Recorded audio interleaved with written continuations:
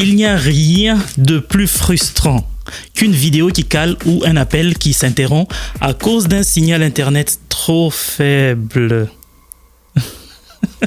Alors, c'est vrai, plusieurs facteurs peuvent être à la base de la situation si vous utilisez le signal Wi-Fi de votre maison, par exemple. Parmi ces facteurs, on peut citer l'état du matériel, mais aussi l'emplacement du routeur par rapport aux appareils à connecter au Wi-Fi. Voilà pourquoi, dans cette vidéo, nous vous proposons quelques astuces pouvant aider à trouver l'endroit idéal pour placer votre routeur. Bienvenue à tous.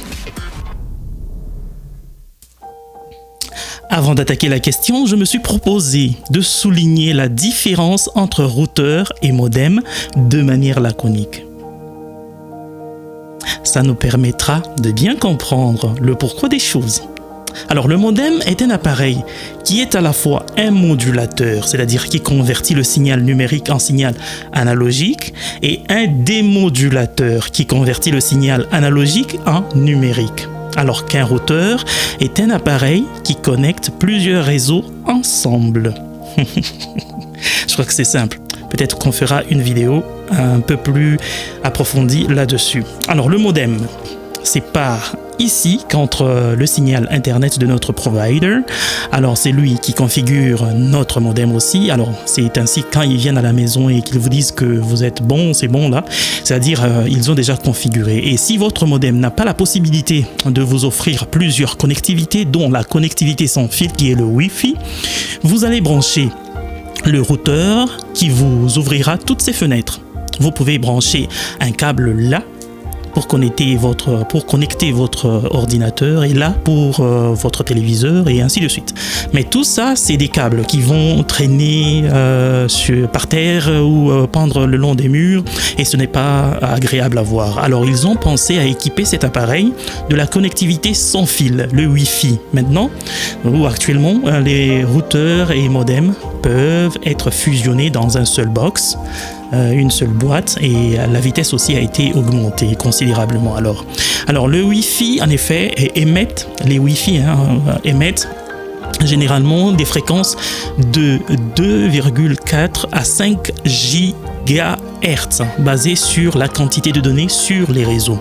Le Hertz étant l'unité de mesure de la fréquence. Et la fréquence, c'est le nombre de cycles par unité de temps.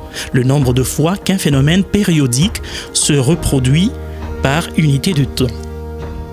C'est ainsi que quand on parle de 5G, on pense directement à la vitesse, bien qu'il y ait aussi des notions de longueur d'onde à ne pas négliger. Alors, les ondes que les routeurs envoient dans les airs ont des propriétés qui leur donnent d'être altérées par des matières et substances qu'elles rencontrent avant d'arriver à votre téléphone ou à votre ordinateur, par exemple.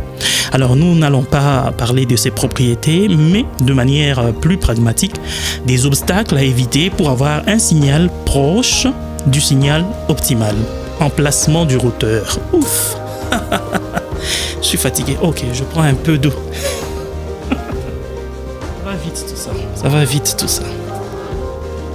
Où placer les routeurs ou le routeur? On y est. Alors, placez le routeur dans un emplacement central. Les routeurs envoient des signaux dans toutes les directions. Donc, en les plaçant dans un emplacement central, vous éliminez la distance par rapport à tout appareil donné dans votre maison et pouvez donc obtenir une meilleure connexion. Si vous le placez dans un coin, tout ce que vous faites, c'est d'envoyer une partie de votre connexion à une zone de votre maison et l'autre partie à l'extérieur, chez le voisin.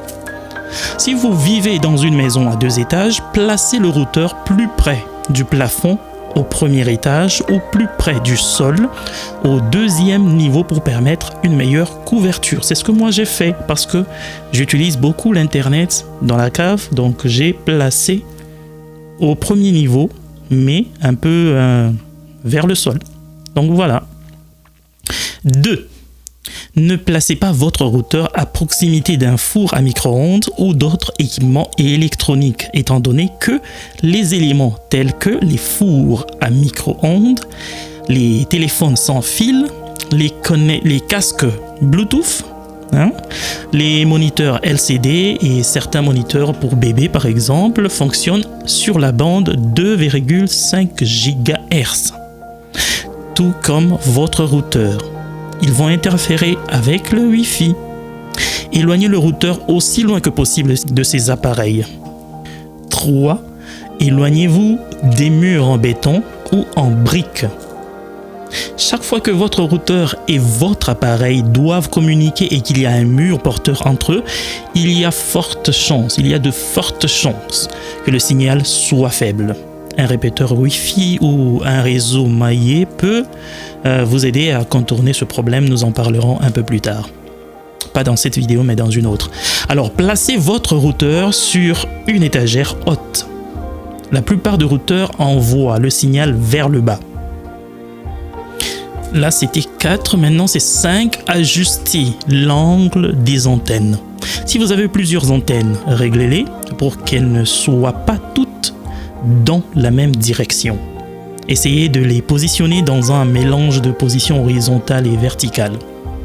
Si vous vivez dans une maison à 2 étages, orientez les antennes parallèlement au sol. Parfois, les antennes sont à l'intérieur du routeur. Il vous suffit donc de faire pivoter le routeur pour accomplir la même chose. 6. Évitez l'eau. Vous avez un aquarium comme moi, alors les signaux sont malmenés par l'eau. Alors n'essayez pas de cacher votre routeur derrière tous ces beaux poissons. Gardez l'orientation intacte. Utilisez l'orientation pour laquelle le routeur est conçu. S'il est destiné à être assis horizontalement, ne le placez pas verticalement et vice-versa. 8. Faites attention aux fenêtres. Bien que les fenêtres ne fassent pas grand-chose pour entraver votre connexion Wi-Fi, elles ouvrent votre signal aux voisins, ce qui ne fait que bloquer davantage la bande 2.5 GHz. Cependant, vous pouvez avoir mis en pratique tout ceci, mais vous constatez encore des coins avec un signal trop faible. Que faire? Stay tuned.